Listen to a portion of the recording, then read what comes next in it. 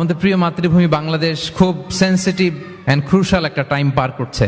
আমরা আমাদের প্রিয় মাতৃভূমির জন্য আজকের কেপ টাউনের মসজিদুল কুদস থেকে দোয়া করি, আল্লাহ তাআলা আমার প্রিয় মাতৃভূমি বাংলাদেশকে হেফাজত করুক।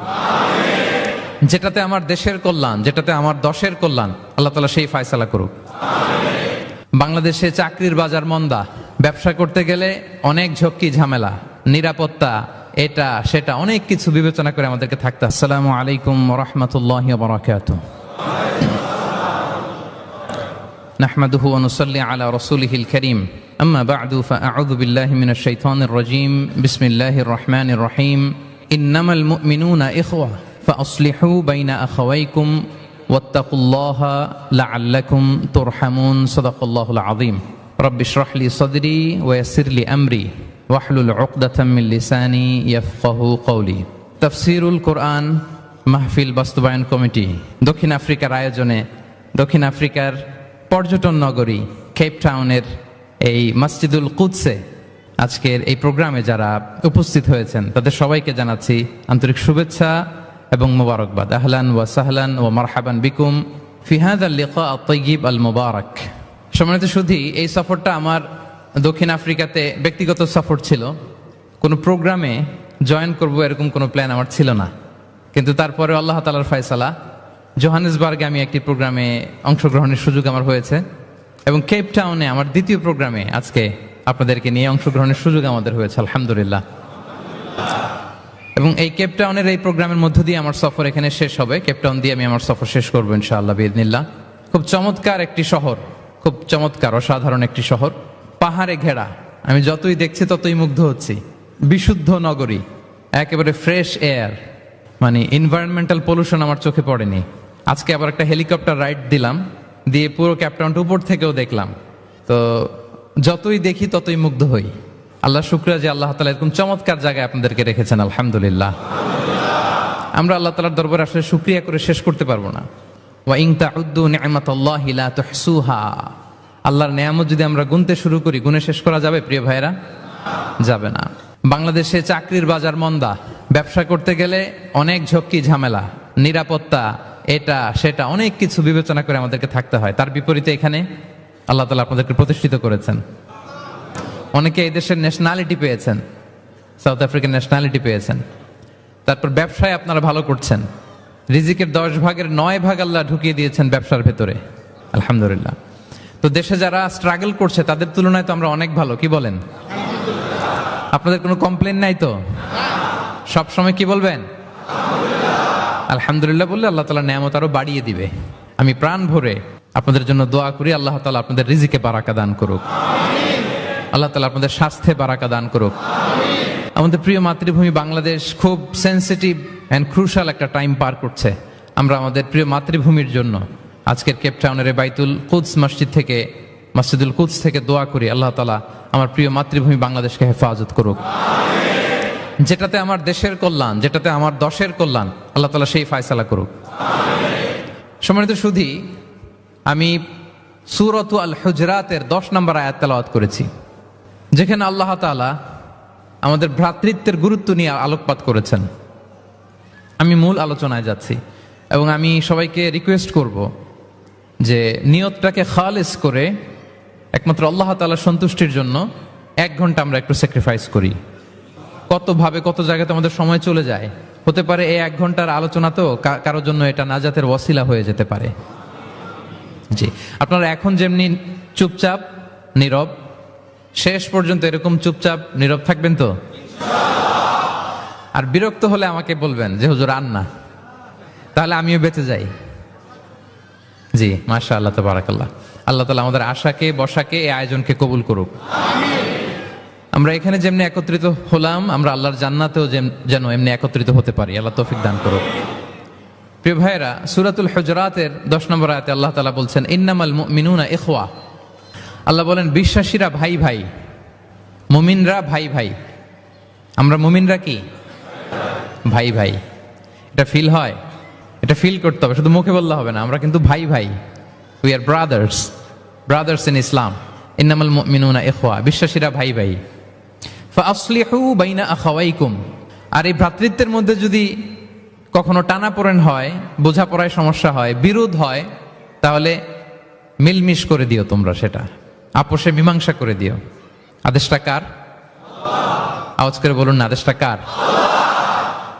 বিশ্বাসীরা ভাই ভাই, এই ভ্রাতৃত্বের বন্ধনে যদি কখনো বোঝাপড়ায় ঝামেলা হয়, বিরোধ হয়, বিবাদ হয়, আপোষে মীমাংসা করে দিও, মিলে যেও।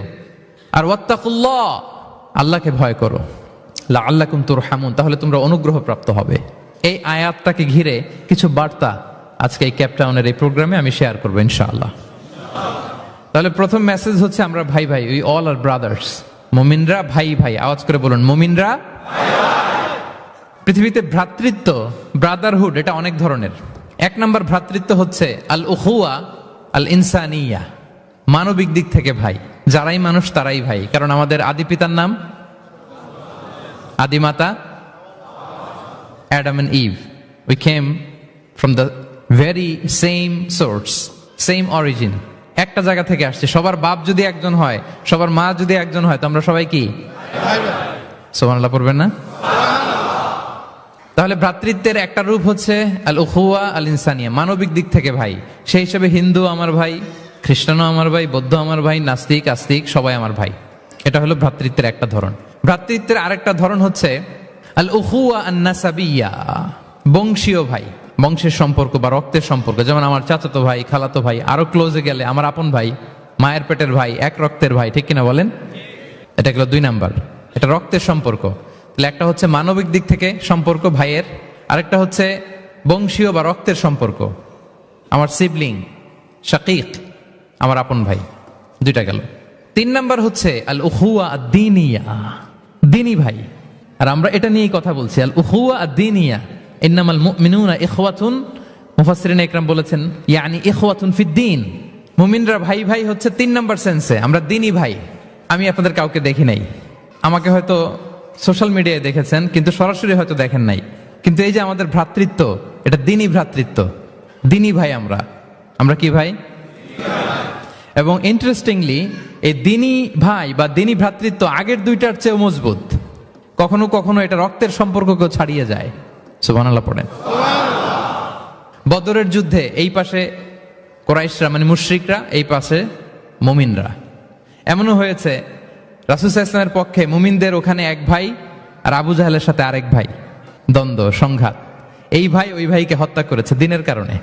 তার মানে দ্বীনি ভ্রাতৃত্ব এটা এত মজবুত, এটা মাঝে মাঝে রক্তের সম্পর্ককেও ছাড়িয়ে ছাপিয়ে উপরে উঠে যায়। আল্লাহু আকবার। তাহলে আমাদের সম্পর্কটা হচ্ছে এরকম মজবুত সম্পর্ক। প্রিয় ভাইরা, আমরা সবাই দ্বীনি ভাই, আওয়াজ করে বলুন কি ভাই? এবং আমাদের দৃষ্টান্ত দিয়েছেন বিষ্ণু ইসলাম, তিনি বলেছেন তোমরা সবাই দ্বীনি ভাইয়েরা সবাই মিলে এক দেহ এক প্রাণ। আওয়াজ করে বলুন এক দেহ এক প্রাণ। শুধু মুখ দিয়ে বললেই হবে, এটা ফিল করতে হবে। আমরা সবাই এক দেহ এক প্রাণ। বিষ্ণুই বলেন মাসালুল মুমিনিনা ফি তাওয়াদ্দিহিম ওয়া তারাহুমিহিম ওয়া তাআতুফিহিম মাসালুল জাসাদ।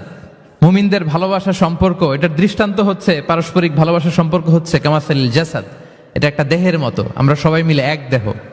দেহের কোনো অঙ্গ যদি ইনজুর্ড হয়, সারা দেহ যেমনি কষ্ট পায়, বিশ্বের কোথাও আমার কোনো দ্বীনি ভাই যদি কষ্ট পায়, আমাদের প্রত্যেকের হৃদয়ের রক্তক্ষরণ ঘটে। চিল্লায় বলেন ঠিক কিনা? আপনার পা কেটে গেছে, এখন আমরা কি এরকম ভাবি যে পা গেছে তো কি হয়েছে, পাই না কষ্ট পাবে, সারা দেহ তো ওকে। ব্যাপারটা কেমন? দেখবেন পা কেটে গেলে রাতে ঘুম আসে না, ওইটার ব্যথায় জ্বর চলে আসে, এরকম আছে না নাই?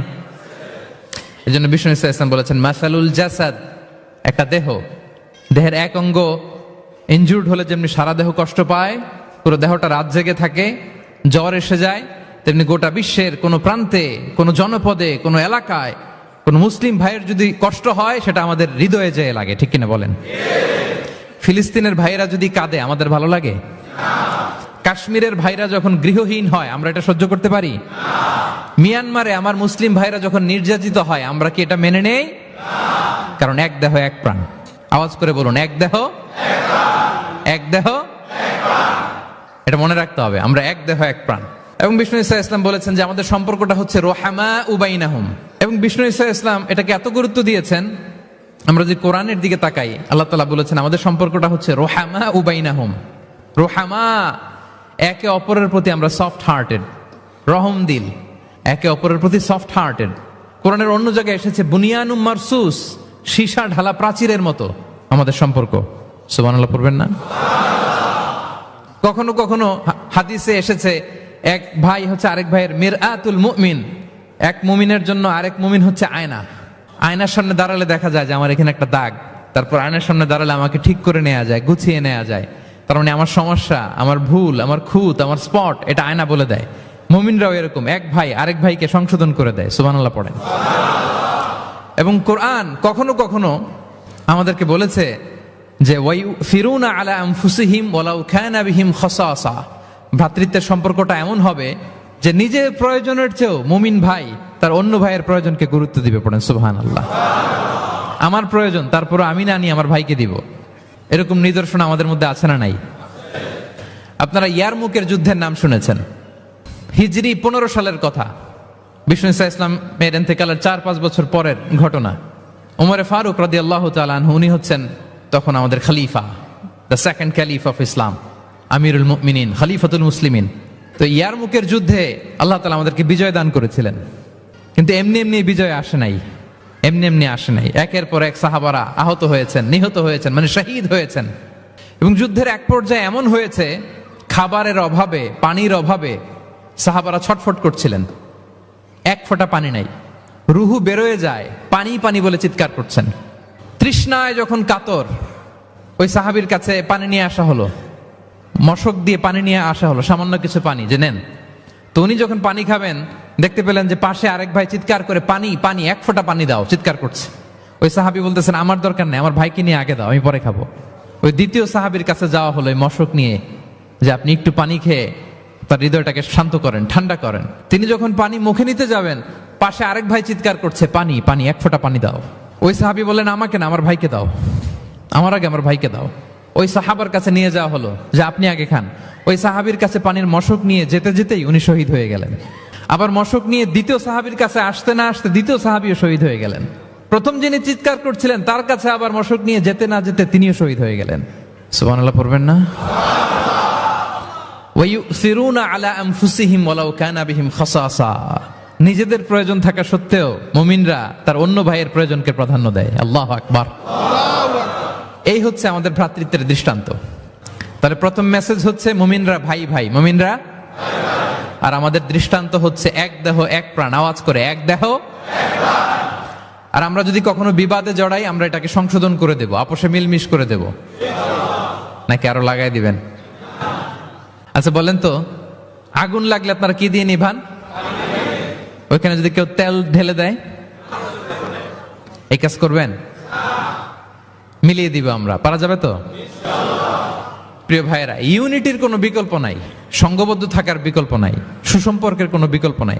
আজকে যদি আপনি সমাজের দিকে তাকান, দেখবেন আমাদের সম্পর্কগুলো নষ্ট হয়ে যাচ্ছে পারস্পরিক। বাবার সাথে ছেলের সম্পর্ক ভালো না, বৌমার সাথে শাশুড়ির সম্পর্ক ভালো না, ভাইয়ের সাথে ভাইয়ের সম্পর্ক ভালো না, মামাকে দেখলে ভাগিনা সালাম দেয় না, আছে না নাই? চাচার সাথে ভাতিজার সম্পর্ক ভালো না, স্ত্রীর সাথে স্বামীর সম্পর্ক ভালো না। কত রিপোর্ট যে আমাদের কাছে আসে, নেতার সাথে কর্মীর সম্পর্ক ভালো না, এরকম আছে না নাই? তাহলে আমাদের মধ্যে সম্পর্কের টানা পড়েন, এটা আছে না নাই বলেন? এই সম্পর্কের টানা পড়েনের জন্য আমরাই দায়ী। এর কারণ হচ্ছে আমরা সম্পর্কগুলোর যত্ন নেই না। আপনি যদি একটা গাছ লাগান, লাগিয়ে যদি রেখে দেন, এটা বাঁচবে? এটা কি করতে হয়? পরিচর্যা করতে হয়, যত্ন নিতে হয়, সার দিতে হয়, পানি দিতে হয়, নিড়ানি দিতে হয়, আগাছা পরিষ্কার করতে হয়। তার মানে গাছ লাগালে এটার যত্ন নিতে হয়। কথা বুঝতে পেরেছেন? আমাদের যে সন্তান, ওদেরকে যদি আপনি এমনি ছেড়ে দিয়ে রাখেন, মানুষ হবে না তারা, তাদের যত্ন নিতে হয়, ফলে মানুষের মতো মানুষ হয়। ঠিক কিনা বলেন? তো আমরা সব কিছু টেক কেয়ার করি, যত্ন নেই, কিন্তু আমাদের সম্পর্কগুলোর যত্ন নেই না। এজন্য পারস্পরিক সম্পর্কগুলোর যত্ন নিতে হবে আমার ক্যাপটাউনের ভাইয়েরা, যাতে সম্পর্কগুলো নষ্ট না হয়। এখন আজকে আমি এই ড্যামেজ রিলেশনশিপ কিভাবে জোড়া লাগাবেন, সম্পর্ককে কিভাবে টিকিয়ে রাখবেন, যত্ন নেবেন, এটার কিছু ইসলামিক ফর্মুলা আপনাদের সাথে শেয়ার করবো ইনশাআল্লাহ। সবাই বলুন ইনশাআল্লাহ। কিভাবে আমাদের মধ্যে আন্তরিকতা বাড়বে, ঘনিষ্ঠতা বাড়বে, হৃদ্যতা বাড়বে, এটার ইসলামিক ফর্মুলা 10টা ফর্মুলা শেয়ার করবেন ইনশাআল্লাহ। জানতে মনে চায়? আচ্ছা ইনশাআল্লাহ। তাহলে শুরু করছি, কি করে আমরা আমাদের সম্পর্কগুলোর যত্ন নিব, কি করে আমাদের পারস্পরিক হৃদ্যতা, ভালোবাসা, আন্তরিকতা বাড়াবো, এ ব্যাপারে কোরআন এবং সুন্নাহ আমাদেরকে কি বলে। প্রিয় ভাইরা, 1 নম্বরে কোরআন আমাদেরকে আমাদের পারস্পরিক হৃদ্যতা ভালোবাসা বাড়ানোর জন্য যে গাইডলাইন দেয় সেটা হচ্ছে দেখা হলেই সালাম দাও, সালাম দিলে সম্পর্ক বাড়ে। আলহামদুলিল্লাহ পড়বেন না? কোরআন বলছে ফাইদা দাখালতুম বুয়ুতান ফাসাল্লিমু আলা আনফুসিকুম তাহিয়াতাম মিন ইনদিল্লাহি মুবারাকাতান তাইয়্যিবা। তোমরা যখন ঘরে প্রবেশ করবে তোমরা নিজেদেরকে সালাম দাও, মানে বলো আসসালামু আলাইকুম। এটা হচ্ছে তাহিয়াতাম মিন ইনদিল্লাহ, আল্লাহর পক্ষ থেকে অভিবাদন পদ্ধতি। এটা আল্লাহ শিখিয়েছেন। গ্রিটিংস আমরা তো বলি হ্যালো, হাই, তারপর গুড মর্নিং, গুড ইভিনিং, এগুলো বলি, কিন্তু আল্লাহ শিখিয়েছেন আসসালামু আলাইকুম। আদম আলাইহিস সালামকে যখন আল্লাহ তাআলা তৈরি করলেন 60 হাত লম্বা করে বানালেন। আপনি কয় হাত? রাফলি 3.5 হাত। কিন্তু আদম আলাইহিস সালাম তিনি লম্বায় কত ছিলেন? তো আদম আলাইহিস সালাম যখন সৃষ্টি হলেন তখন আল্লাহ তাআলা আদম আলাইহিস সালামকে বললেন, আদম তুমি সালাম দাও। ফেরেশতারা বসা ছিল, সাল্লিম আলা উলাইকান নাফার, সালাম দাও। আল্লাহ তাআলা আদম আলাইহিস সালামকে বললেন সালাম দাও। আওয়াজ করে বলুন, কি দাও? হে আদম তুমি বলো আসসালামু আলাইকুম। আদম আলাইহিস সালাম বললেন আসসালামু আলাইকুম। তা আল্লাহ বললেন এটা তোমার এবং তোমার পরবর্তী পৃথিবীতে যারা আসবে তোমাদের অভিবাদন পদ্ধতি, গ্রিটিং, স্যালুটেশনস দেয়ার সিস্টেম। কেন বললেন? কারণ শয়তান অহংকারের কারণে বিতাড়িত হয়েছে। আল্লাহ চান যে আদম আলাইহিস সালাম যেন বিতাড়িত না হন। বিষ্ণু বলেন আল বাদিউ বিস সালামি বারিউম মিনাল কিবর, যে আগে আগে সালাম দেয় তার হৃদয় থেকে অহংকার টেনে ছেড়ে ফেলে দেয় কে? আগে সালাম দিবেন, আপনার হৃদয় অহংকার মুক্ত হয়ে যাবে। আল্লাহ তাআলা চাইলেন ইবলিশ যেই ভুল করেছে আদম যেন সেটা না করে, আদমের হৃদয় যেন আগে থেকে অহংকার মুক্ত থাকে। তাই সৃষ্টির পরে আল্লাহ তাআলা আদম আলাইহিস সালামকে বললেন আদম তুমি সালাম দাও, পড়েন আল্লাহু আকবার। তাহলে পারস্পরিক ভালোবাসা হৃদ্যতা বাড়ানোর 1 নম্বর পদ্ধতি হচ্ছে সালাম। 1 নম্বর পদ্ধতি কি? আগে দিবেন না পরে? অনেকে বসে থাকে যে আমার আগে দেখ। আমি তো বাইরে দেখলাম খুব ঠান্ডা, কিন্তু এখানে এত ক্রাউড, এখন তো ঘামতেছি। আগে দিবেন না পরে? বাসায় যে এখন আসতে হয়ে গেছে সাউন্ড। আচ্ছা, ভাবিরাও উপরে আছে, দুই পক্ষে আমার ব্যালেন্স করে বলতে হবে। ভাবিরা ট্রাই করবেন, ভাবিরা যেন আগে দিতে পারেন। ভাইরা আপনারাও ট্রাই করবেন, আপনারা যেন আগে দিতে পারেন। সালাম নিয়ে আমরা কম্পিটিশন করব, কে কার আগে দিতে পারে, ঠিক কিনা? আমি আপনাদেরকে আবারও সালাম দিচ্ছি, আসসালামু আলাইকুম ওয়া রাহমাতুল্লাহ। তাহিয়াতাম মিন ইনদিল্লাহি মুবারাকাতান তাইয়্যিবা, আল্লাহর পক্ষ থেকে অভিবাদন, মুবারাকা বরকতময়, তাইয়্যিবা এটা পবিত্র বাণী, শান্তির বাণী। অনেকে বলে হুজুর ঘরে শান্তি নাই, তো শান্তির বাণী তো আপনি ঢুকানি না, ঘরে আসবে কোত্থেকে? শান্তির পায়গাম তো ঢুকাতে হবে, আর শান্তির পায়গামের নাম হচ্ছে সালাম। শান্তির পায়গামের নাম কি? তাহলে ঘরে সালামের চর্চা। আপনি ভাবিকে দিবেন, ভাবি আপনাকে দিবে। আপনি বাচ্চাকে দিবেন, বাচ্চা আপনাকে দিবে। সবাই সবাইকে আগে দেওয়ার চেষ্টা করবো, নাকি বসে থাকবেন? তাহলে পারস্পরিক সম্প্রীতি, হৃদ্যতা, ভালোবাসা বাড়ানোর 1 নম্বর ফর্মুলা হচ্ছে সালাম। 1 নম্বর ফর্মুলা। আমি কিন্তু জিজ্ঞেস করবো আবার শেষে, এজন্য কান দুটো খরগোশের কানের মতো খাড়া করে আমার দিকে তাকিয়ে থাকুন। 1 to 1, brain to brain. Mobile নাই, ভিডিও নাই, ক্যামেরা নাই, শুধু এভাবে চাতক পাখির মতো তাকিয়ে থাকেন, দেখবেন যে সিনা বা সিনা। এলেম আসছে এভাবে, হৃদয় থেকে হৃদয়ে। এলম এসেছে সিনা থেকে সিনা। 1 to 1, ব্রেন টু ব্রেন। তাহলে হৃদ্যতা, সম্পর্ক, ভালোবাসা এটা বাড়ানোর 1 নম্বর ইসলামী ফর্মুলা কি? এবং বিষ্ণু সাল্লাল্লাহু আলাইহি ওয়াসাল্লাম বলেছেন এই সালাম যদি দাও তাহলে তোমাদের পারস্পরিক ভালোবাসা বাড়বে। তিনি বললেন আওয়ালা আদুল্লুকুম আলা শাইইন ইযা ফাআলতুমুহু তাহাব্বাবতুম। হে সাহাবীরা, আমি কি তোমাদেরকে একটা টিপস শিখাই দিব না, যেটা করলে তোমাদের মধ্যে ভালোবাসা বাড়বে? সাহাবারা বললেন অবশ্যই শেখাবেন। বিষ্ণু সাল্লাল্লাহু আলাইহি ওয়াসাল্লাম বললেন আফশুস সালামা বাইনাকুম, যদি চাও নিজেদের ভালোবাসা বাড়ুক তো বেশি বেশি সালাম দাও। সরাসরি বিষ্ণু সাল্লাল্লাহু আলাইহি ওয়াসাল্লাম এটাই বলেছেন, নিজেদের মধ্যে ভালোবাসা বাড়াতে চাইলে কি দিবা? সালাম দিবা। তাহলে 1 নম্বর ফর্মুলা আমরা জেনে গেলাম। আমাদের হৃদ্যতা, ভালোবাসা এটা বাড়াতে চাইলে আমরা সালাম দিব। অনেক দিন ধরে কথা বলেন না, ভুল করছেন আপনি, সালাম দিবেন। আপনি শুরু করবেন। অনেকে বলে আমি করব কেন, ভুল তো সে করছে, দোষ তো ওর, আমি কথা কমু কেন? এরকম অভিমান আছে না? এই অভিমান আর গো ধরে বসে থাকবেন? আর আওয়াজ করে বলেন থাকবেন? বরং কি করবেন? তাহলে গেল ভালোবাসা, হৃদ্যতা, সম্পর্ক ভালো করার প্রথম পদ্ধতি হচ্ছে সালাম। আমরা সালাম দিব পরস্পরকে। 2 নাম্বার টিপস বা ফর্মুলা হচ্ছে স্মাইলিং ফেসে থাকা, মানে মুচকি হাসির একটা ভাবে থাকা সব সময়। এটা সুন্নাহ, মুচকি হাসি। প্রিয় ভাইরা খেয়াল রাখবেন, হাসি এটা কিন্তু ইতিবাচক ভাবে সংক্রামক, মানে এটা ছড়ায়। আমি হেসে হেসে কথা বললে শ্রোতাও একটু হাসি খুশি ভাব, আমি গোমরামুখ, আপনারাও গোমরামুখ, এরকম হয় না? এবং দেখবেন যে সব সময় একটু স্মাইলিং ফেসে থাকে তাকে সবাই পছন্দ করে। কথা বলেন ঠিক কিনা?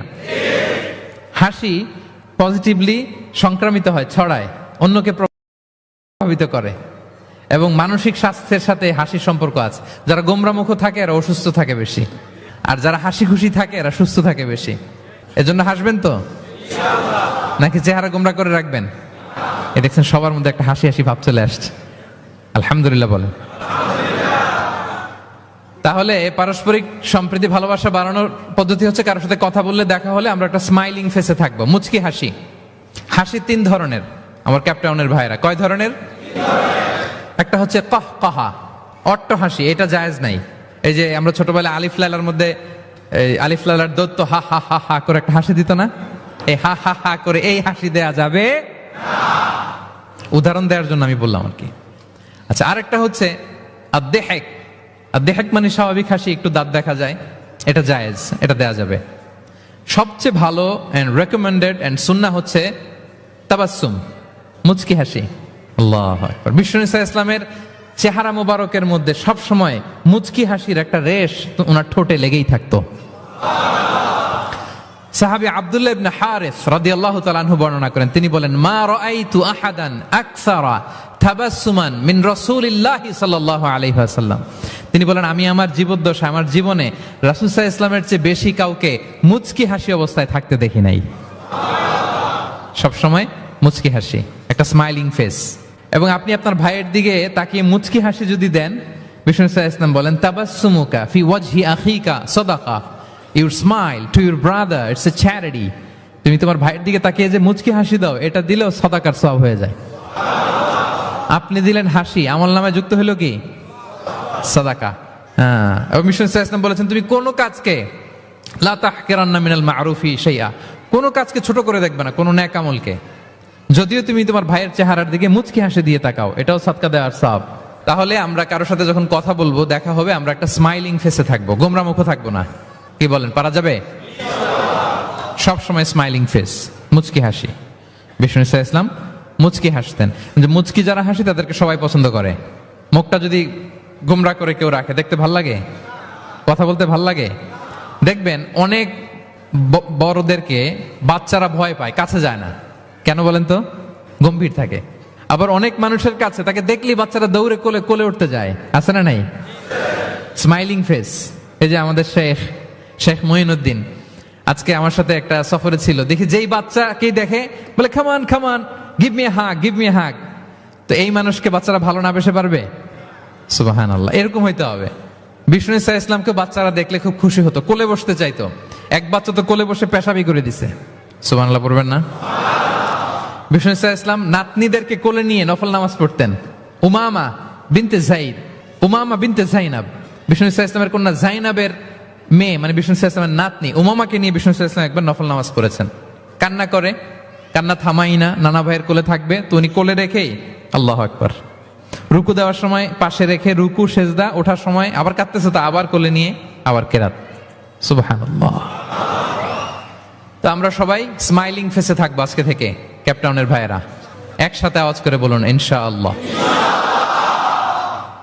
হৃদ্যতা, ভালোবাসা বাড়ানোর টিপস কয়টা বললাম? 1 নম্বরে সালাম, 2 নম্বরে মুচকি হাসি। দেখছেন সবাই মুচকি হাসি দিয়ে আছে। 3 নাম্বার হচ্ছে কাউকে ওয়েলকাম করা।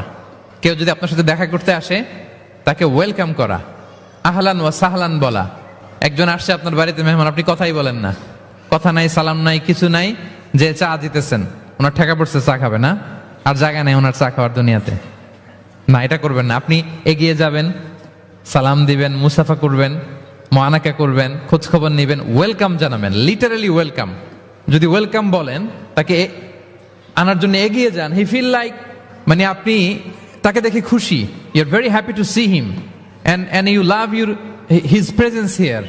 সে আসছে, আপনি খুশি, তার কোম্পানিটা ভালো লাগতেছে, এটা সে ফিল করবে। এজন্য কেউ আসলে, আপনার ওয়ার্ক প্লেসে যদি আসে, আপনার বাসায় যদি আসে, আপনার সাথে দেখা করতে যদি আসে, আপনি এগিয়ে তাকে সালাম দিয়ে ওয়েলকাম করবেন। বিষ্ণু ইসলাম লিটারালি এই ওয়েলকাম শব্দটা ব্যবহার করতেন। এজন্য আমি চুজ করেছি, পিক করেছি ওয়েলকাম। তিনি বলতেন মারহাবান। মারহাবান আরবিতে কি বলতেন? মারহাবান।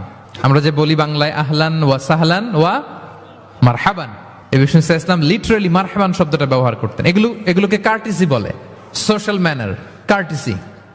দেখেন বিষ্ণু ইসলাম আমাদেরকে কিভাবে কার্টিসি শেখায়, কিভাবে সোশ্যাল ম্যানার শেখায় আমাদেরকে। বিষ্ণু ইসলাম সরাসরি মারহাবান বলতেন, স্বাগতম জানাতেন, যাতে করে ওই লোকটা ভালো ফিল করে, সে বোঝে যে তাকে দেখে আপনি হ্যাপি। বলেন তো রাসূল সাল্লাল্লাহু আলাইহি ওয়াসাল্লামের সময়কালে ইসলামের সবচেয়ে বড় শত্রু কে ছিল? আবু জাহেল। তার ছেলের নাম কি কেউ বলতে পারেন? ইকরামা। ইকরামা অনেক যুদ্ধে মুসলমানদের বিরুদ্ধে ছিল, মক্কা বিজয় পর্যন্ত ইসলাম ধর্ম গ্রহণ করে নাই, অনেক সাহাবাকে হত্যা করেছে। রাসূল সাল্লাল্লাহু আলাইহি ওয়াসাল্লাম যখন মক্কা বিজয় করলেন, সে ভাবলো এবার তো আমার খবর আছে। সে পালালো, পালাতে পালাতে ইয়ামান চলে গেছে। তখন এক মহিলা সাহাবী রাসূল সাল্লাল্লাহু আলাইহি ওয়াসাল্লামকে বললেন, ইয়া রাসূলুল্লাহ, আপনি যদি আমাকে অনুমতি দেন, আমি ইকরামাকে খুঁজে বের করব, আপনার কাছে নিয়ে আসবো। রাসূল সাল্লাল্লাহু আলাইহি ওয়াসাল্লাম বললেন, যাও, ইকরামাকে আমি আমান দিলাম, সিকিউরিটি দিলাম। এই মহিলা সাহাবী যে খুঁজে নিয়ে আসলো, ইকরামাকে কনভিন্স করলো। ইকরামা লজ্জিত হয়ে বিষ্ণু ইসলামের কাছে আসলো। কত বড় শত্রু! বিষ্ণু ইসলামের অনেক আত্মীয়কে হত্যা করেছে, সাহাবাদেরকে শহীদ করে দিয়েছে, আবু জাহেলের সন্তান। তো সে যখন লজ্জিত হয়ে উঠে চড়ে বিষ্ণু ইসলামের কাছে আসলো, বিষ্ণু ইসলাম তাকে দেখে প্রথম যে কথাটা বললেন সেটা হচ্ছে মারহাবান বির রাকিবিল মুহাজির। মারহাবান বির রাকিবিল মুহাজির মানে welcome to the riding migrant. সুবহানাল্লাহ। মানে হে ঘোর সাওয়ার মাইগ্রেন্ট, হিজরতকারী ইকরামা, তোমাকে ইসলামে সুস্বাগতম। লিটারালি এই শব্দটা ব্যবহার করেছেন, মারহাবান। তাহলে বলেন তো, সে আশ্বস্ত হয়েছে না? শত্রু যদি আমান দেয়, এই দেশে ওই দেশ যুদ্ধ, ওই দেশ যদি বলে তোমার আমি মারবো না, আসো আমার এলাকায়, আমি যদি ঢুকি, আমার একটা ভয় থাকবে না? বিদ্রোহ তো করতে পারে, কি বলেন? বিষ্ণু ইসলাম দেখা মাত্রই বললেন মারহাবান বির রাকিবিল মুহাজির, welcome to the riding migrant. সুবহানাল্লাহ। ওইখানেই দাঁড়িয়ে ইকরামা পড়ল আশহাদু আল্লা ইলাহা ইল্লাল্লাহ ওয়া আশহাদু আন্না মুহাম্মাদুর রাসূলুল্লাহ। শাহাদা পড়ে মুসলমান হয়ে গেল। তাহলে কারোর সাথে দেখা হলে তাকে ওয়েলকাম করতে হবে। আপনার মনে হতে পারে বিশেষ কারণে তাকে মারহাবান বলছে, এমনি হয়তো বিষ্ণু ইসলাম বলতো না ঘরে বাইরে, না, ইভেন ঘরে কাছের মানুষদেরকেও তিনি মারহাবা বলতেন। ইভেন ওনার মেয়ে ফাতেমা রাদিয়াল্লাহু তাআলা আনহা, নিজের মেয়ে, এরে মারহাবা বলা দরকার আছে? ফাতেমা আসলে বলতো মারহাবা। সুবহানাল্লাহ নাই? আম্মা জান আয়েশা রাদিয়াল্লাহু তাআলা আনহা বর্ণনা করেন যে একবার আমাদের বাসায় ফাতেমা আসলো, নবীর মেয়ে। আর ফাতেমার হাঁটাটা ছিল নবীর হাঁটার মতো। আমি হাদিস বলে আবার বাংলা বেশি বললে সময় লেগে যাবে। ফাতেমার হাঁটা ছিল নবীর হাঁটার মতো। ফাতেমা যখন আসলো, ফাতেমাকে দেখেই বিষ্ণু ইসলাম বললেন মারহাবান বিবনাতি, মারহাবান বিবনাতি, ওয়েলকাম টু মাই ডটার। হে আমার কন্যা ফাতেমা, তোমাকে ওয়েলকাম। আপনি আপনার মেয়েকে দেখে বলছেন কখনো? আপনার ছেলেকে বলেন, আপনার ওয়াইফকে বলেন মারহাবান, ওয়েলকাম, স্বাগতম? এমন হয় না যে আপনি রয়ে গেছেন কেপটাউনে, ভাবি বেড়াতে গেছে দেশে 2 মাসের জন্য, এরপর ভাবি আসলো, আপনি এয়ারপোর্টে ফুল নিয়ে দাঁড়িয়ে রইলেন, দেখা মাত্র কি বলবেন? Welcome to Cape Town. কি পারবেন না? ভাবিরা কিন্তু উপরতলায় বড্ড খুশি হয়ে যাচ্ছে, বলবেন। আবার ভাবিরাও অনেকদিন পরে আপনার হাজবেন্ডকে যখন পাবেন, আসবে, বলবেন ওয়েলকাম, তোমাকে সুস্বাগতম। পারা যাবে? রাসূল সাল্লাল্লাহু আলাইহি ওয়াসাল্লামের চাচাতো বোন নাম উম্মে হানি, আবু তালেবের কন্যা। বিদায় মক্কা বিজয়ের সময় রাসূল সাল্লাল্লাহু আলাইহি ওয়াসাল্লাম মক্কায় গোসল করতেছিলেন এক বাসায়। ফাতেমা রাদিয়াল্লাহু তাআলা আনহা একটা পর্দা টেনে দিলেন, উনি পানি ঢালতেছেন, গোসল করেন। হঠাৎ কে যেন ঘরে ঢুকলো। বিষ্ণু সাল্লাল্লাহু আলাইহি ওয়াসাল্লাম বললেন কে? ওনার কাজিন চাচাতো বোন উম্মে হানি বললেন আমি উম্মে হানি। বিষ্ণু সাল্লাল্লাহু আলাইহি ওয়াসাল্লাম পর্দার এপাশ থেকে গোসল করতেছে, উনি বলতেছেন মারহাবান বি উম্মে হানি, ওয়েলকাম, ওয়েলকাম উম্মে হানি টু মাই হাউস। আল্লাহু আকবার। এবং ফরেন যত ডেলিগেশন আসতো, বিদেশি প্রতিনিধি, তাদের প্রত্যেককে বিষ্ণু সাল্লাল্লাহু আলাইহি ওয়াসাল্লাম বলতেন মারহাবান বিল কওম ও মারহাবান বিল ওয়াফদি গায়রা খাযায়া ওয়ালা নাদামা। যত ডেলিগেশন আসতো এদেরকে বলতেন welcome, welcome to Medina city, আসেন, ওয়েলকাম। তাহলে প্রিয় ভাইরা, আমাদের পারস্পরিক সম্পর্ক, হৃদ্যতা, ভালোবাসা বাড়ানোর 3 নম্বর ফর্মুলা হচ্ছে, কেউ আমার বাসায় আসলে, কেউ আমার অফিসে আসলে, কেউ আমার সাথে দেখা করতে আসলে আমি তাকে ওয়েলকাম করব। কি করব? 4 নম্বর হচ্ছে ভালোবাসা হৃদ্যতা বাড়ানোর 4 নম্বর পদ্ধতি হচ্ছে কারো কোনো ভালো গুণ দেখলে ওটা অ্যাপ্রিসিয়েট করা। যদি আমার বিপক্ষ দলের কেউ ভালো কিছু করে, আমরা ওইটাও বলতে চাই না, এরকম আছে না? নাই? কারণ আমার দল করে না, তো বলতে চায় না, তাই না? কেন বলে না? আমার দল করে না। এদেরকে বলে দলান্ধ। ভালো একটা কাজ করছে, আমার মতের না, মতান্ধ, এটা অ্যাপ্রিসিয়েট করে না। এটা ভুল, এটা আপনি সুন্নাহ ব্রেক করছেন। সুন্নাহ হচ্ছে যে দলের হোক, যে মতের হোক, এমনকি ভিন্ন ধর্মী হোক, ভালো করলে এটা ক্রেডিট দিতে হবে, ভালো করলে অ্যাপ্রিসিয়েট করতে হবে, কমপ্লিমেন্ট দিতে হবে। আমরা অন্যের ভালো কাজের স্বীকৃতি দিতে চাই না, কার্পণ্য করি, ক্রেডিট দিতে চাই না, প্রশংসা করি না। আমরা গুণমুগ্ধ হই কিন্তু গুণগ্রাহী হতে চাই না। কারো একটা ভালো গুণ দেখে আমি ভিতরে ভিতরেও এত সুন্দর, কিন্তু বলি না, প্রকাশ করি না, এটা ঠিক না। সুন্নাহ হচ্ছে কারো ভালো কোনো গুণ দেখলে এটা প্রকাশ করা, কারো ভালো গুণ দেখলে অ্যাপ্রিসিয়েট করবেন যাতে সে উৎসাহিত হয়। বিষ্ণু ইসলাম করতেন। বিষ্ণু ইসলাম একবার এক হাদিসে 7 জন সাহাবীর 7টা গুণের কথা বলেছেন, মানে তাদেরকে অ্যাপ্রিসিয়েট করেছেন। এক হাদিসে 7 জন, কয়জন? তিনি বলেন আরহামু উম্মতি বি উম্মতি আবু বকর। আবু বকরের সামনে বলতেছে আমার এই উম্মতের মধ্যে সবচাইতে সফট হার্টেড পারসন হচ্ছে আবু বকর। নরম দিল, নরম দিল। কি দিল? বিষ্ণু ইসলাম যখন ইন্তেকাল করলেন, ওনাকে খলিফা বানানো হলো। তো খলিফাই তো ইমাম মসজিদে নববীর। নামাজের সময় হয়েছে, উনি দাঁড়াইছেন। একামত হয়েছে, উনি কান্নার চোটে কেরাতি পড়তে পারে না। কেন? কারণ উনি ভাবতেছে কাইফা আকুমু মাকামা রাসূলিল্লাহ, আমি কিভাবে নবীর জায়গায় দাঁড়িয়ে ইমামতি করব। গতকাল তো এখানে নবী দাঁড়িয়ে ইমামতি করেছে, আমি নবীর জায়গায় ইমাম হব কিভাবে? এই ভাবনা থেকে উনি কাঁদতে কাঁদতে ওনার তেলাওয়াতি শুনতো না, পিছনে কমপ্লেন আসছে পরে যে ওনার তেলাওয়াত আমরা শুনতে পাই না। আরহামু উম্মতি বি উম্মতি আবু বকর। এরপর বিষ্ণু বললেন ও আসাদ্দুহুম ফি আমরিল্লাহি উমর, আর আল্লাহর দিন বাস্তবায়নে সবচাইতে কঠোর হচ্ছে ওমরে ফারুক। সবচাইতে কঠোর, সবচাইতে কঠোর। বিষ্ণু বলেন ওমর, তুমি যদি কোনো রাস্তা দিয়ে হাঁটো, শয়তান যদি দেখে, শয়তান ওই রাস্তা রেখে দিয়ে অন্য রাস্তা দিয়ে হাঁটে। আবার বিষ্ণু বলেন আমার পরে কোনো নবী নাই, লা নাবিয়্যা বা'দি ওয়ালা রাসূল, আমার পরে কোনো নবী নাই, রাসূলও নাই। তবে লাউ কানা বা'দি নাবিয়্যুন লাকানা ওমর, আমার পরে নবী হওয়ার যোগ্যতা যদি কারো থাকে, আমার সাহাবী ওমরের সেই যোগ্যতা আছে। প্রভু তুমি বলেছ রাসূল দেবে না, বলনি দেবে না ওমর, বলনি দেবে না হামজা তারি, খালিদ বিজয় সমর। প্রভু তুমি বলেছ রাসূল দেবে না। আল্লাহু আকবার। আল্লাহর জমিনে আল্লাহর দিন বাস্তবায়নে সবচেয়ে কঠোর হচ্ছেন ওমরে ফারুক। মুনাফিকরা থরথর করে কাঁপতো ওনার ভয়ে। আমাদের দেশে বাচ্চারা যদি না খায়, রাতের বেলা বাচ্চারা খেতে চায় না, তো মায়েরা ভয় দেখায় খাও, এই খাও, নাহলে কিন্তু বিড়াল আসবে। কুকুর বললে খুব, আমার ছোট মেয়েটাও ভয় পায়, কুকুরের আওয়াজ শুনলে ভয় পায়।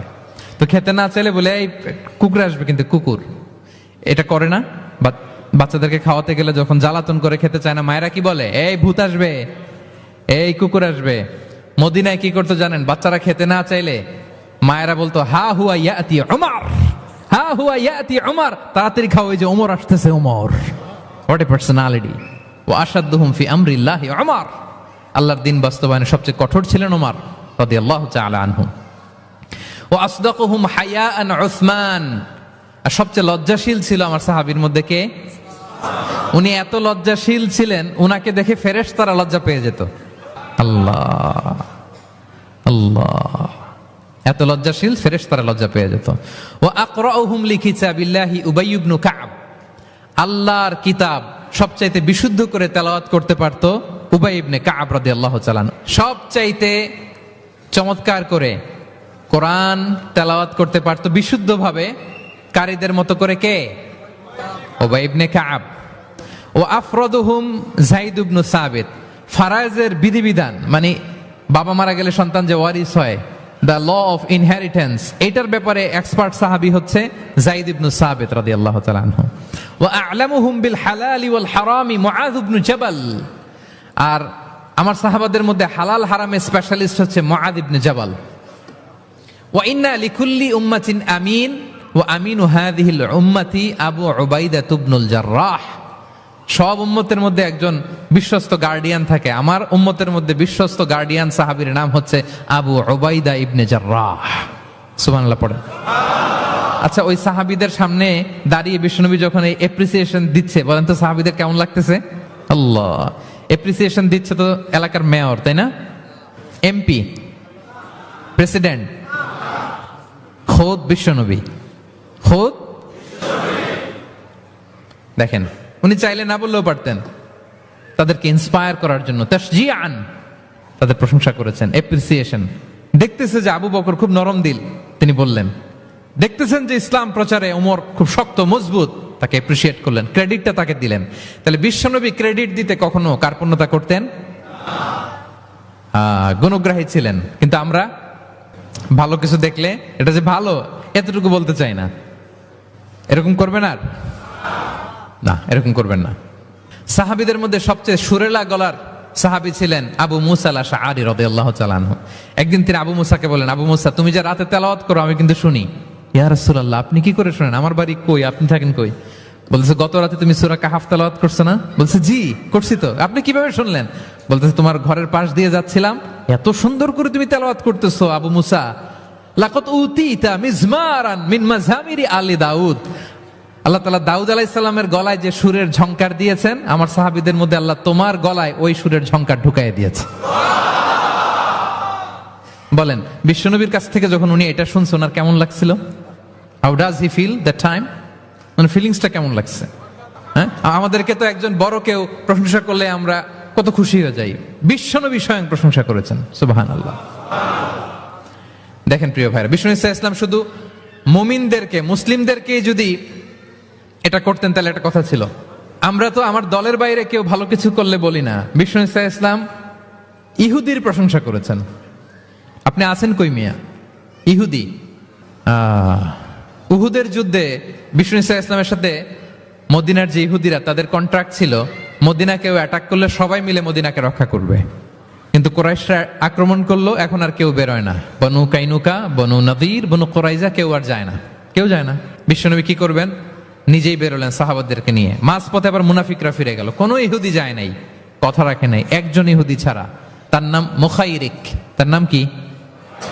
মুখাইরিক। অন্য ইহুদিদেরকে বলতেছে, এই ইহুদিরা তোমরা না মুহাম্মাদের সাথে চুক্তি করেছো মদিনায় অ্যাটাক হলে সবাই মদিনাকে সেভ করবা, তোমরা যাও আর না যাও আমি যাব, আমি আমার কথা রাখবো, আমার কথার দাম আছে।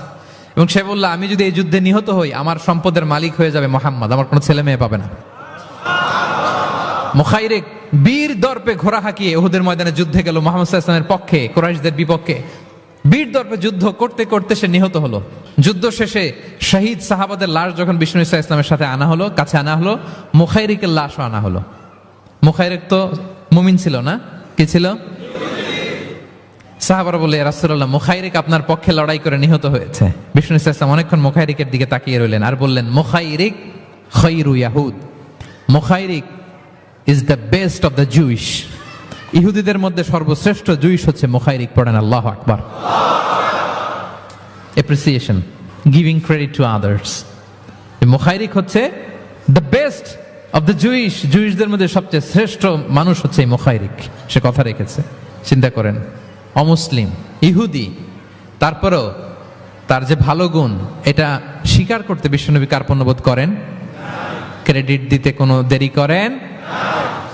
তাহলে এই যে অ্যাডমায়ার করি না, আমরা কাউকে প্রেজ করি না, প্রশংসা করি না, এটা বাজে অভ্যাস। এটা থেকে আমাদের বেরিয়ে আসতে, ভালো করলে ভালোকে ভালো বলবেন, সাদাকে কালোকে, ভালোকে মন্দকে বলবেন, অ্যাপ্রিসিয়েট করবেন। আপনার ছেলে একটা ভালো কাজ করেছে, অ্যাপ্রিসিয়েট করেন, বলেন যে মাশাআল্লাহ তুমি সুন্দর কাজ করছো। একটা সূরা মুখস্থ করছে, ঠিক আছে তোমাকে বাইরে আউটিং এ নিয়ে যাবো, ওখানে আমরা ডাইনিং করবো। হ্যাঁ, ভাবি সুন্দর করে একটা কিছু রান্না করছে, অ্যাপ্রিসিয়েট করবেন। আজকে কি সব ভাবির পক্ষে হয়ে যাচ্ছে নাকি ভাবিদের পক্ষে? ঘুরে ফিরে ভাবিদের পক্ষে চলে যাচ্ছে কথাবার্তা বেশি। এটা বাস্তবতা। আপনার স্ত্রী যদি আপনার জন্য ভালো কিছু রান্না করে, ভালো লাগলে আপনি বলবেন যে খুব ভালো হয়েছে আজকের রান্নাটা। অনেকে আছে যে তার ওয়াইফ অনেক চমৎকার করে রান্না করছে কিন্তু সে কোনোদিন মুখ খুলে কিছু বলে না। এরকম আছে না নাই? এমনটা করবেন না। এবং অনেক হাজবেন্ড হয়তো স্ত্রীর জন্য অনেক কিছু করে, গিফট এনে দেয়, অনেক স্ট্রাগল করে, অনেক কিছু করে, কিন্তু স্ত্রী মুখ ফুটে হাজবেন্ডকে বলে না। এটা বলবেন, মুখ ফুটে বলবেন, আজকে থেকে এপ্রিসিয়েট করবেন, ভালো দেখলে এটার ভালো বলবেন, ক্রেডিট দিবেন। আমার ক্যাপটাউনের ভাইরা, পারা যাবে? কয়টা গেল? 1 নম্বরে, 2 নম্বরে মুচকে আসে, 3 নম্বরে, 4 নম্বরে অ্যাপ্রিসিয়েশন, 5 নাম্বার হচ্ছে কল্যাণ কামনা করা, অন্যের ওয়েল উইশিং, অন্যের কল্যাণ কামনা করা সব সময়, থাকলেও সামনে থাকলেও না থাকলেও কল্যাণ কামনা করা। অনেকে সামনে সামনে অনেক ভালো, ভাই আপনি যে কত ভালো মানুষ, আপনার ছাড়া আমার চলেই না, আপনি মানে অনেক ভালো, এই এলাকায় আপনার মতো ভালো মানুষ আর নাই। মানে সামনে আপনি অনেক ভালো, আপনি দাতা, আপনি সমাজসেবক, আপনি শ্রেষ্ঠ মানুষ, কিন্তু দূরে চলে গেলে আর নাই, তার বদনাম, তার ব্যাপারে অন্যদের কান ভারী করে, আরে উনি তো এমন একটা লোক, বুঝছেন কি আর বলবো, বইলে আর লাভ নাই, পারি না ভাই ওনার সাথে আর পারা যায় না, এরকম আছে না নাই? তার মানে সামনে সামনে খুব আপনি ভালো ভালো বললেন, কিন্তু সে যখন অনুপস্থিত তখন না। এটা তো শুভকামনা হয় না, এটা হয়েছে মুমিনদের শুভকামনা উপস্থিত অবস্থাতেও অনুপস্থিত অবস্থাতেও। আলহামদুলিল্লাহ বলেন। এজন্য বিষ্ণু বলেন দ্বীন আন-নাসিহা, দিন হচ্ছে আন-নাসিহা মানে কল্যাণ কামিতা, দিন মানে কল্যাণ কামিতা, সবার জন্য আপনি গুড উইশ করবেন, কল্যাণ কামনা করবেন, ওয়েল উইশিং করবেন, শুভকামনা জানাবেন, সামনে থাকলেও দূরে থাকলেও। বিষ্ণু ইসলাম বলেন লিল মুমিনি আলাল মুমিনি সিত্তু খিসাল, এক মুমিনের উপর আরেক মুমিনের 6টা দায়িত্ব, এর মধ্যে একটা হচ্ছে ওয়ায়ানসাহু লাহু ইদা গাবা আও শাহিদা, সে তার শুভকামনা করবে, উপস্থিত থাকলেও করবে, অনুপস্থিত থাকলেও করবে। সুবহানাল্লাহ পড়েন। সামনেও যেমনি করবেন, দূরে গেলেও করবেন। অন্যের জন্য শুভকামনা করলে এটা ফিরে নিজের দিকে আসে, এটা খেয়াল রাখেন। এটা একটা লাইফ হ্যাকস শেয়ার করতেছি, আজীবন কাজে লাগবে। অন্যের জন্য যেটাই ভালো কামনা করবেন এটা ঘুরে আপনার দিকে আসবে। অনেকে বলে হুজুর ওর জন্য দোয়া করে আমার কি লাভ? নিজের জন্য আল্লাহ আমারে মাফ করে দাও, আল্লাহ আমারে সমৃদ্ধি দাও, আল্লাহ আমার বেতন বাড়াও, আল্লাহ আমার ব্যবসায় বরকত দাও, আল্লাহ আমার ছেলেরা হাফেজ বানাও, আল্লাহ আমার বউ, আল্লাহ আমার মেয়ে, আল্লাহ আমার আমার আমার সব আমার ভালো আপনি চাচ্ছেন নিজের জন্য, অন্যদের জন্যও চান। আল্লাহ আমার সব ভাইদেরকে মাফ করো, আল্লাহ আল্লাহ আমার গোটা মুসলিম উম্মাকে তুমি বরকত দাও, কল্যাণ দাও, নেতৃত্বে আসার তৌফিক দাও, আল্লাহ সবাইকে সুস্বাস্থ্য দাও। এটা ফিরে আপনার দিকে আসবে। অন্যের জন্য শুভকামনা বহুগুণ বৃদ্ধি হয়ে নিজের দিকে রিটার্ন করে। বিষ্ণু ইসলাম এটাই বলেছেন, মা মিন আবদিন মুসলিমিন ইয়াদউ লিআখিহি বিযাহরিল গায়বি ইল্লা ক্বালা লাহুল মালাকু ওয়ালাকা বিমিসলিন। কেউ যদি তার ভাইয়ের অনুপস্থিতি তার ভাইয়ের জন্য দোয়া করে, ফেরেশতারা ওই দোয়াটা তার জন্য আগে আগে করে। তাহলে অন্যের জন্য শুভকামনা করলে, দোয়া করলে লাভ না লস? ধরেন আমি মোশাররফ ভাইয়ের জন্য দোয়া করলাম যে আল্লাহ মোশাররফ ভাইকে তুমি সুস্থ করে দাও, তখন ফেরেশতারা বলে আল্লাহ যিনি দোয়া করতেছে তার যদি কোনো রোগ বালাই থাকে আগে তারে সুস্থ করে দাও। ধরেন আমি বেলায়েত ভাইয়ের জন্য দোয়া করতেছি, আল্লাহ বেলায়েত ভাইয়ের এই সমস্যা আল্লাহ তুমি দূর করে দাও, ফেরেশতারা বলবে আল্লাহ যিনি দোয়া করতেছে তার যদি এই সমস্যা থাকে আগে তারে এটা দূর করে দাও। ধরেন আমি দোয়া করলাম আল্লাহ আমার এই ভাই, আল্লাহ সে গরিব, তার অর্থের বড্ড অভাব, দারিদ্রতা, আল্লাহ তুমি আমার ভাইয়ের দারিদ্রতা দূর করো। ফেরেশতারা বলে ওয়ালাকা বিমিসলিন, তোমার জন্য এটা, মানে আল্লাহ যিনি দোয়া করতেছে তার যদি অর্থের প্রয়োজন থাকে আগে তার দারিদ্রতা দূর করে দাও। তাহলে বলেন তো অন্যের জন্য দোয়া করলে লাভ না লস? অন্যের জন্য ভালো দোয়া করলে এটা নিজের দিকে আসে। কিসের দিকে আসে? তাহলে শুভ কামনা 5 নম্বরে কি? আচ্ছা 10টার মধ্যে কয়টা বলে ফেলছি? শুভকামনা নিয়ে একটা গল্প বলে আমি 6 নম্বরে যাচ্ছি। এক লোক মাগরিবের নামাজের আগে তার বন্ধুর জন্য দোয়া করতেছে, আল্লাহ আমার বন্ধুকে তুমি একটা সুন্দরী, রূপবতী, গুণবতী, নেককার, মুতিয়া, কানেতা, জামিলা, রায়েআ, একজন রূপবতী নেককার স্ত্রী দাও। আল্লাহ কতদিন ধরে তার বিয়েটা ঝুলে আছে, আল্লাহ তুমি ব্যবস্থা করে দাও, সুন্দরী, নেককার, আল্লাহওয়ালা। তো সে তো তার বন্ধুর জন্য প্রাণ ভরে দোয়া করতেছে, আর তার স্ত্রী ওয়াইফ পাশেই ইফতারি রেডি করতেছিল। এই দোয়া শুনে মহিলা তো তেলে বেগুনে জ্বলে উঠছে, দৌড়ে আসে বলছে এই তুমি কিসের দোয়া করো, রাখো। সে বেচারা মোনাজাতের মধ্যে তো ভরকে গেছে, ভয় বলে কি হইলো, আমি তো দোয়া করতেছি আমার বন্ধুর জন্য। তো মহিলা বলে তুমি কি মনে করছো আমি হাদিসটা জানি না? অন্যের জন্য কোনো ভালো দোয়া করলে আগে যেটা নিজের জন্য কবুল হয় তুমি মনে করছো আমি জানি না? তুমি ভাবছো হাদিস শুধু তুমি একা জানো, আমি জানি না? না কি সব দোয়া করো এগুলা? আল্লাহু আকবার, আল্লাহ রহম করুক। প্রিয় ভাইরা, এটা বলার উদ্দেশ্য হচ্ছে আপনি ভালো কিছু অন্যের জন্য চাইলে আল্লাহ তাআলা এটা নিজের জন্য কবুল করে নেয়। তাহলে অন্যের জন্য কল্যাণ কামনা করা এটা হচ্ছে হৃদ্যতা, ভালোবাসা, সুসম্পর্ক বানানোর 5 নাম্বার টিপস। কয় নাম্বার? আচ্ছা, 6 নাম্বার টিপস হচ্ছে বিপদে কাউকে সাহায্য করা। কি করা? বিপদে সাহায্য করা। বিপদে যে সাহায্য করে সেই আসল বন্ধু, ঠিক কিনা? কাউকে যদি বিপদের সময় আপনি সাহায্য করেন, সে আজীবন মনে রাখবে আপনাকে। সে যদি কৃতজ্ঞ মানুষ হয়, ভালো মানুষ হয়, আজীবন আপনাকে মনে রাখবে, কখনো ভুলবে না। এবং বিষ্ণু ইসা ইসলাম বলেন, ওয়াল্লাহু ফি আউনিল আবদি মা দামাল আবদু ফি আউনি আখি। আল্লাহ তাআলা ততক্ষণ পর্যন্ত বান্দার সাহায্যে থাকে যতক্ষণ বান্দা তার ভাইয়ের সাহায্যে থাকে। তাহলে আপনি যদি আল্লাহর সাহায্য চান, আপনার কি করতে হবে বলেন তো? আপনার ভাইকে সাহায্য করতে হবে। আল্লাহু ফি আউনিল আবদি মা দামাল আবদু ফি আউনি আখি। খেয়াল করেন কথাটার ওজন কত বেশি। আল্লাহ ততক্ষণ বান্দার সাহায্যে থাকে যতক্ষণ বান্দা তার ভাইয়ের সাহায্যে থাকে। আমি আমার ভাইকে সাহায্য করলে আল্লাহর পক্ষ থেকে সাহায্য নাজিল হবে। আল্লাহ বলে, এই বানি আদম, দাও দাও, তুমি দিলে আমি তোমারে দেব। আনফিক উনফিক আলাই, এই বানি আদম দাও, আমি তোমারে দেব। সুবহানাল্লাহ। আমরা অন্যরে দিতে চাই না, কিন্তু ওনার কাছ থেকে চাই। তাহলে আল্লাহর সাহায্য পাওয়ার প্রথম শর্ত হচ্ছে মানুষকে সাহায্য করা। কি বলেন? তাহলে 6 নাম্বার পারস্পরিক সম্পর্ক যে আমরা যত্ন নিব বলছি, এই যত্ন নেওয়ার 6 নাম্বার টিপস হচ্ছে, ভালোবাসা বাড়ানোর 6 নাম্বার টিপস হচ্ছে টু হেল্প ইন ডেঞ্জার, বিপদে সাহায্য করা। কি করা? নট নেসেসারিলি যে সবসময় টাকা দিয়েই সাহায্য করতে হবে। টাকা ছাড়া সাহায্য করা যায় না। সে জানে না কি করতে হবে, বললেন, পরামর্শ দিলেন, টাকা লাগলে কখনো টাকা দিলেন।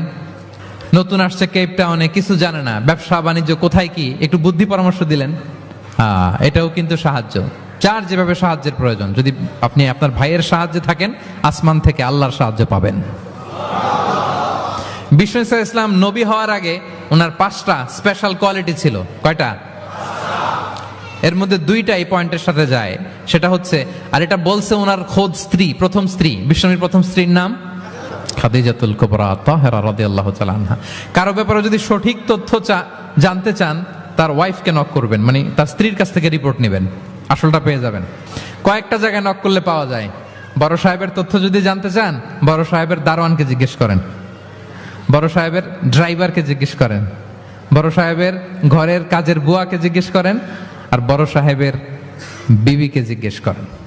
এই 4 জনকে জিজ্ঞেস করলেই বড় সাহেবের গোমর আসল তথ্য এদের কাছ থেকে পাওয়া যাবে। বিষ্ণু ইসা ইসলামের স্ত্রী আম্মাজান খাদিজা বলেন, বিষ্ণু ইসা ইসলামের 5টা গুণ ছিল নবী হওয়ার আগেই। এর মধ্যে একটা হচ্ছে ওয়া তাহমিলুল কাল্লা, তিনি মানুষের বোঝা বইয়ে দিতেন। সুবহানাল্লাহ পড়বেন না? একজন লাকড়ি নিয়ে যাচ্ছে, ভারী, পিঠ কুঁজো হয়ে যাচ্ছে ব্যথায়, বিশ্বনবী নিজের কাঁধে নিয়ে ওটা বহন করে দিতেন।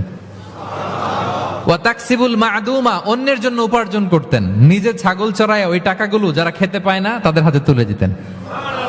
মা বা'আসাল্লাহু নাবিয়্যান ইল্লা রাআল গানাম, পৃথিবীতে এমন কোন নবী নাই যে নবীরা ছাগল চড়ায় নাই। সাহাবারা বললেন, ওয়া আনতা ইয়া রাসূলুল্লাহ, হে নবী আপনিও? বিষ্ণু বললেন, কুনতু আরআহা লিকারারিত লিআহলি মক্কা, আমি অল্প কিছু কিরাত, মানে অল্প কিছু পয়সার বিনিময়ে মক্কার লোকদের ছাগল চড়ায় দিতাম। He started his first career as a shepherd, রাখাল হিসেবে ক্যারিয়ার শুরু করছিলেন, ইনকামের রাস্তা। আর আমরা কাজ ভাগাভাগি করে, এটা ছোট কাজ, এটা করব না, ওইটা করব না। বিষ্ণু ইসলাম ছাগল চড়াতেন মরুভূমিতে, এবং এই উপার্জিত টাকাটা সুবিধা বঞ্চিত মানুষের হাতে তুলে দিতেন। চিন্তা করেন কি মানসিকতা ছিল বিশ্বনবী। তাহলে আপনি যদি কারোর সাথে হৃদ্যতা বাড়াতে চান, বিপদে এগিয়ে আসবেন, সাহায্য করবেন। তাহলে 6 নাম্বার হচ্ছে টু হেল্প ইন ডেঞ্জার, কেউ বিপদে পড়লে তার to extend hour helping hand to others, আমরা সাহায্যের হাত বাড়িয়ে দিব। পারা যাবে তো ইনশাআল্লাহ? কয়টা গেল? 7 নাম্বার হচ্ছে ভিজিটিং সিক, অসুস্থ ব্যক্তিকে ভিজিট করা। এটা অনেক বড় সওয়াবের কাজ, এবং এতে আপনার হৃদ্যতা বাড়বে, ওই লোক আপনাকে মনে রাখবে। বিষ্ণু ইসা ইসলাম উনি সকালবেলা রেগুলারলি 2টা কাজ করতেন। এক হচ্ছে মদিনার বাজার ভিজিট করতে যেতেন রাফলি 10টা সাড়ে 10টার দিকে, আর ওই টাইমে উনি মদিনায় যদি কেউ অসুস্থ থাকতো তার বাসায় ভিজিট করতে যেতেন। আপনারা অসুস্থকে দেখতে জানতো না? যাবেন। বিষ্ণু ইসা ইসলাম কোনো অসুস্থের কাছে গেলে তার মাথায় হাত দিয়ে দোয়া পড়তেন। তিনি পড়তেন, আল্লাহ আযহিবিন নাস, আল্লাহুম্মা রাব্বান নাস আযহিবিল বাস, ইশফি আনতা শাফি, লা শিফা ইল্লা শিফাউক, শিফা আন লা ইগাদিরু সাকমা। রোগীর মাথায় হাত দিয়ে তিনি বলতেন, হে মানুষের রব, তার রোগ তার কষ্ট দূর করেন, তাকে শিফা নসিব করেন, এমন শিফা দেন যে শিফার পরে আর সে রোগাক্রান্ত হবে না।